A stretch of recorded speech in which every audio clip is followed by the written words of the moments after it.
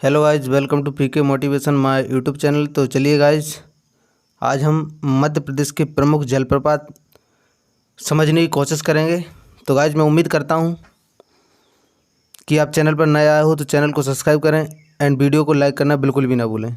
तो चलिए गाइज, मध्य प्रदेश के प्रमुख जलप्रपात समझाने की कोशिश करूँगा मैं। तो चलिए आप चलते हैं अपने प्रश्न की ओर। सॉरी, ये रहा हमारा पहला जलप्रपात। तो पहला जलप्रपात रहेगा हमारा कौन सा? कपिलधारा जलप्रपात। कौन सा है? कपिलधारा जलप्रपात, जो बहुत ही इंपॉर्टेंट क्वेश्चन पूछा जाता है, इससे बहुत ही क्वेश्चन बनते हैं। तो गाइस, आज हम थ्योरिकल क्वेश्चन लाए हैं क्योंकि ऑप्शनल क्वेश्चन से सिर्फ एक ही क्वेश्चन बनता है, लेकिन थ्योरिकल से कम एक, अब इससे कम से कम 4-5 क्वेश्चन बन जाएगी। जैसे एक कपिलधारा जलप्रपात, तो इससे 4-5 क्वेश्चन पढ़ लेंगे हम एक साथ में। तो ऐसे ही हम हर प्रकार के कर सकते हैं। तो चलिए फ्रेंड, अब देखते हैं हम। सबसे पहला पॉइंट रहेगा हमारा, कपिलधारा जलप्रपात मध्य प्रदेश की अनूपपुर जिले में नर्मदा नदी पर स्थित है। अगर क्वेश्चन पूछ लिया जाए कि कपिलधारा जलप्रपात है जो किस नदी पर स्थित है, तो हम कौन सा बताएंगे? नर्मदा नदी। क्या बताएंगे हम? नर्मदा नदी। अगर पूछ लिया जाए कपिलधारा मध्य प्रदेश के किस जिले में स्थित है, तो किस जिले में स्थित है? अनूपपुर जिले में। अगर पूछ लिया जाए कि यह जलप्रपात कौन सा? कपिलधारा जलप्रपात नर्मदा नदी के उद्गम स्थल अमरकंटक से लगभग 10 किलोमीटर दूरी पर स्थित है। कहाँ से? नर्मदा नदी के उद्गम स्थल अमरकंटक से लगभग 10 किलोमीटर की दूरी पर स्थित है। चलिए, अब ये रहा हमारा तीसरा पॉइंट। नर्मदा नदी 150 फीट की ऊंचाई से यह जलप्रपात का निर्माण करती है। कितने? अगर पूछा जाए नर्मदा नदी कपिलधारा जलप्रपात का कितने फीट ऊंचे या कितनी फीट ऊंचाई या कितनी ऊंचाई से यह जलप्रपात का निर्माण करती है, तो कितना रहेगा हमारा? 150 फीट रहेगा। ठीक है। तो फ्रेंड, मैं उम्मीद करता हूँ आपको ये अच्छे समझ में आ गया होगा। इसमें जितने क्वेश्चन बनेंगे आप इसको पढ़ के ध्यान से समझ सकते हो और नोट करते जाए नोट कॉपी में। तो चलिए चलते हैं अपने अगले प्रश्न की ओर।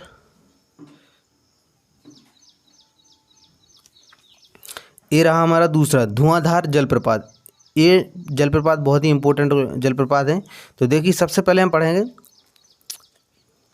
धुआंधार जलप्रपात जबलपुर के निकट भेड़ाघाट। कहाँ से? जबलपुर के निकट भेड़ाघाट मध्य प्रदेश में स्थित है। अगर पूछ लिया जाए धुआंधार जलप्रपात कहाँ स्थित है, तो मध्य प्रदेश में स्थित है। अब बात कर लिया जाए, यह एक रमणीय पर्यटन स्थल है। कौन सा? धुआंधार जलप्रपात एक रमणीय पर्यटन स्थल है। और दूसरा पूछ लिया जाए, अगर भेड़ाघाट के पास नर्मदा का पानी 50 फुट ऊपर से गिरता है, जिसका जल सफ़ेद धुएं के समान उड़ने लगता है, इसी कारण इसे धुआंधार जलप्रपात कहते हैं। अगर इसे पूछ लिया जाए इसमें कि जो धुआंधार जलप्रपात है वो भेड़ाघाट के पास नर्मदा का पानी 50 फीट ऊपर से गिरता है, जिसका जल सफ़ेद किसके समान होता है, तो अपन बोलेंगे उसके धुएं के समान होता है, इसलिए उसे धुआंधार जलप्रपात बोलते हैं। या फिर ऐसा क्वेश्चन किसी भी प्रकार से बन सकता है, भेड़ाघाट के पास नर्मदा नदी का पानी कितने फुट ऊपर से गिरता है, तो हम 50 फीट लगाएंगे। इसमें कितना लगाएंगे? 50 फीट लगाएंगे। सॉरी, कितना लगाएंगे? 50 फीट लगाएंगे। ठीक है। अच्छा, बात कर लेते हैं, अगर हम धुआंधार जलप्रपात धुआंधार जलप्रपात कहाँ पर स्थित है, तो जबलपुर में। ठीक है। धुआंधार जलप्रपात मध्य प्रदेश का एक प्रसिद्ध जलप्रपात है। अगर पूछ लिया जाए मध्य प्रदेश का एक प्रसिद्ध जलप्रपात कौन सा है, तो हम कौन सा लगाएंगे? धुआंधार जलप्रपात लगाएंगे। ठीक है। अगर पूछ लिया जाए इसमें तो धुआंधार जलप्रपात जबलपुर के निकट भेड़ाघाट मध्य प्रदेश में स्थित है। यह एक रमणीय पर्यटन स्थल है और भेड़ाघाट के पास नर्मदा नदी या नर्मदा का पानी 50 फुट ऊपर से गिरता है, जिसका जल सफ़ेद धुएं के समान उड़ने लगता है, इसी कारण इसे धुआंधार जलप्रपात कहते हैं। धुआंधार जलप्रपात मध्य प्रदेश का एक प्रसिद्ध जलप्रपात है। तो चलिए फ्रेंड, मैं उम्मीद करता हूँ मैं अच्छा समझा पाया होगा। चलते हैं अगले प्रश्न की ओर, अगले जलप्रपात की ओर। ये रहेगा हमारा तीसरा, मानधार जलप्रपात। मानधार जलप्रपात को कैसे पढ़ेंगे हम? मानधार जलप्रपात मध्य प्रदेश के खरगोन जिले के हड्या बड़वाहे के मध्य में स्थित है? कौन से? मांधार जलप्रपात मध्य प्रदेश के कौन से? खरगोन जिले में। अगर पूछ लिया जाए मांधार जलप्रपात मध्य प्रदेश के किस जिले में स्थित है, तो हम कौन सा बताएंगे इसके लिए? खरगोन जिला। ठीक है। वो कौन से बड़वाहे के मध्य में स्थित है? ठीक है। अब बात कर लेते हैं हम मांधार जलप्रपात यानी कि मांधार वाटरफॉल नर्मदा नदी पर स्थित है। अगर पूछ लिया जाए मांधार जलप्रपात किस नदी पर स्थित है, तो किस नदी पर स्थित है? नर्मदा नदी पर। मांधार जलप्रपात किस नदी पर स्थित है? नर्मदा नदी पर स्थित है। अगर पूछ लिया जाए मांधार जलप्रपात की ऊंचाई लगभग कितनी मीटर है, तो मांधार जलप्रपात की ऊंचाई कितनी है? लगभग कम से कम कितनी है?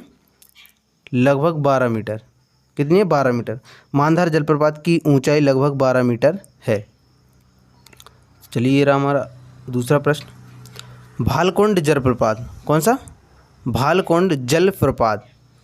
तो इसका पॉइंट रहेगा पहला, भालकुंड जलप्रपात मध्य प्रदेश के सागर जिले में स्थित। अगर पूछ लिया जाए कि भालकुंड जलप्रपात है जो वो मध्य प्रदेश के किस जिले में है, तो हमें कौन सा बताना है? मध्य प्रदेश के सागर जिले में। कौन से? मध्य प्रदेश के सागर जिले में। राहतगढ़ में बीना नदी पर स्थित है। कौन सी नदी पर? बीना नदी पर। राहतगढ़ में कौन सी नदी पर है? बीना नदी पर। ठीक है, चलिए आगे बढ़ते हैं। तो भालकुंड जलप्रपात की ऊंचाई की बात कर ली जाए, भालकुंड ऊंचाई कितनी है? 38 मीटर है। यह पर्यटकों के लिए आकर्षण का मुख्य केंद्र है। अगर पूछ लिया जाए कि जो पर्यटकों के लिए आकर्षण का मुख्य केंद्र है वो कौन सा जलप्रपात है, तो हम कहेंगे भालकुंड जलप्रपात। कौन सा कहेंगे? भालकुंड जलप्रपात। चलिए अब तीसरा पॉइंट रहेगा हमारा भालकुंड जलप्रपात जो भालकुंड वाटरफॉल है जो पर्यटकों के लिए आकर्षण का मुख्य केंद्र है। फ्रेंड देखिए 2 बार टाइप हो गया इसी में, वही का वही है। तो चलिए फ्रेंड आगे बढ़ते हैं। अगला रहेगा हमारा कौन सा वाला? पांडव जलप्रपात। कौन सा रहा हमारा? पांडव जलप्रपात। तो पहला पॉइंट पढ़ेंगे इसमें हम, राष्ट्रीय राजमार्ग से इस स्तर तक पहुंचना काफ़ी आसान है। यह झरना यहाँ की एक स्थानीय स्प्रिंग से उत्पन्न हुई है और पन्ना के पर्यटन स्थल है। पन्ना का पर्यटन स्थल है, ऐसा होगा। तो अगर पूछ लिया जाए कि पन्ना का पर्यटन स्थल कौन सा जलप्रपात है, तो कौन सा लगाएंगे हम? पांडव। कौन सा वाला? पांडव जलप्रपात। पर्यटन स्थल बोला जाता है पांडव जलप्रपात को। कहाँ का? पन्ना का पर्यटन स्थल है। ठीक है। झरने के पास में पांडव गुफाएं स्थित हैं। अगर पूछ ली जाए किस झरने के पास में या फिर किस जलप्रपात के पास में पांडव गुफाएं स्थित हैं, तो पांडव जलप्रपात के। ठीक है। जिनके बारे में कहा जाता है कि पांडवों ने अपने निर्वासन के समय यहाँ समय बिताया था। अगर पूछ लिया जाए कि पांडवों ने अपने निर्वासन के समय कहाँ समय बिताया था, किस जलप्रपात के या किस झरने के पास में समय बिताया था, हम क्या बोलेंगे? पांडव जलप्रपात। क्या बोलेंगे? पांडव जलप्रपात। ठीक है फ्रेंड।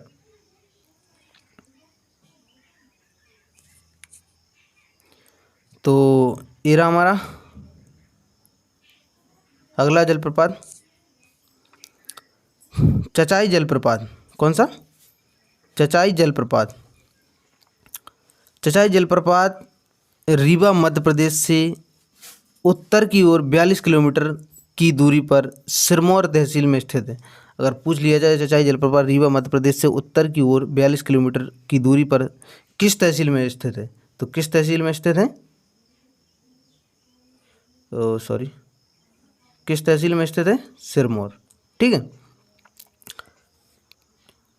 चचाई जलप्रपात रीवा मध्य प्रदेश से उत्तर की ओर कितने किलोमीटर की दूरी पर स्थित है, तो कितने?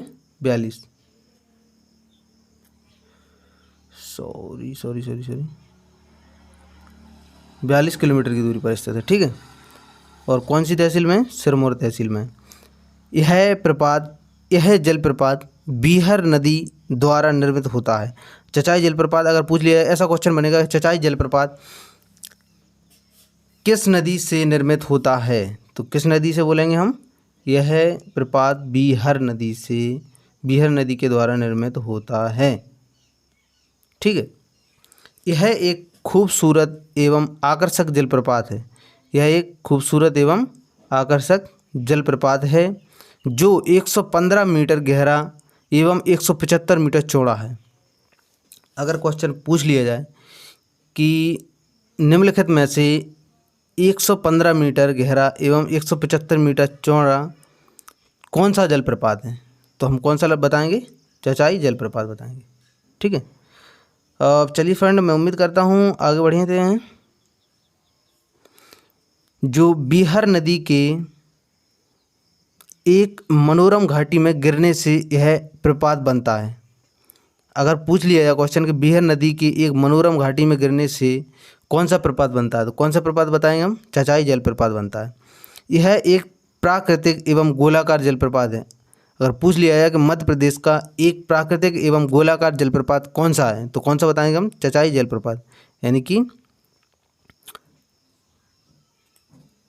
प्राकृतिक एवं गोलाकार जलप्रपात कौन सा है? चचाई जलप्रपात।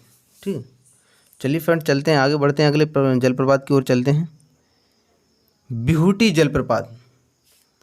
मध्य प्रदेश का सबसे ऊंचा झरना कौन सा है? यानी कि जलप्रपात, सबसे ऊंचा वाटरफॉल, मध्य प्रदेश का सबसे ऊंचा जो वाटरफॉल है या झरना बोल सकते हैं, जलप्रपात कौन सा वाला है? तो मध्य प्रदेश का सबसे ऊंचा झरना है जो, वो कौन सा है? बहुटी जलप्रपात, या बिहुटी बोलेंगे इसको, बिहुटी जलप्रपात। सॉरी, कौन सा रहेगा? बिहुटी जलप्रपात। मध्य प्रदेश का सबसे ऊंचा झरना है बिहुटी जलप्रपात। बहुटी जलप्रपात रीवा जिले में सिरमौर तहसील में स्थित है। ठीक है फ्रेंड, कौन सी? सिरमौर तहसील में स्थित है। सिरमौर तहसील में सेलर नदी पर, किस नदी पर? सेलर नदी पर। अगर पूछ लिया जाए बिहुटी या बहुटी सेलर नदी, किस नदी पर स्थित है, तो हम बताएंगे इसको सेलर नदी।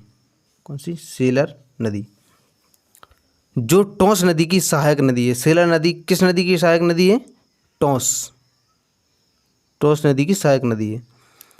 तीसरा पॉइंट पढ़ेंगे, यह जलप्रपात चचाई और क्योटी जलप्रपात के निकट ही स्थित है। यह जलप्रपात चचाई और क्योटी जलप्रपात के निकट ही स्थित है। चचाई जलप्रपात और क्योटी जलप्रपात के। तो चलिए फ्रेंड, दूसरा जलप्रपात क्योटी जलप्रपात। क्योटी जलप्रपात टोंस नदी की एक सहायक नदी महाना नदी पर स्थित या महाना नदी पर है, जो रीवा पठार से नीचे आता है। कौन सा? क्योटी जलप्रपात। कौन सा वाला? क्योटी जलप्रपात। इसकी ऊंचाई अगर पूछ ली जाए क्योटी जलप्रपात की ऊंचाई कितनी है, तो 98 मीटर ऊंचाई, 98 मीटर और 300 यानी कि 322 फीट जिसे बोलेंगे हम। यह कैमूर, कौन से?